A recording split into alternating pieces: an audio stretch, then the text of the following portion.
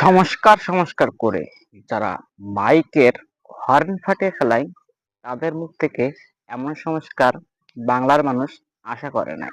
বলছিলাম নারী সংস্কার কমিটির কথা, যারা যৌনকর্মীদের লাইসেন্সের কথা বলে।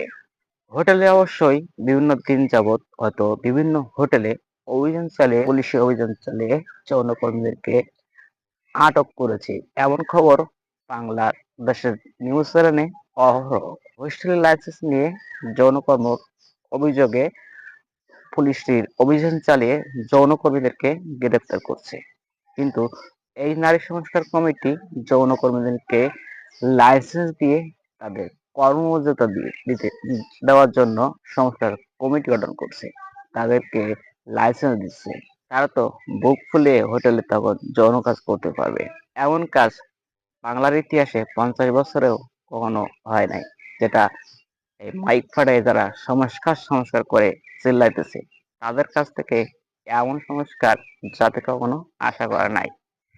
এখানে কিন্তু মিজানুর রহমান আজহারি, ইসলামিক বক্তা, তিনিও কিন্তু এই নারী সংস্কার কমিটিকে কঠোর হুঁশিয়ারি দিয়েছেন।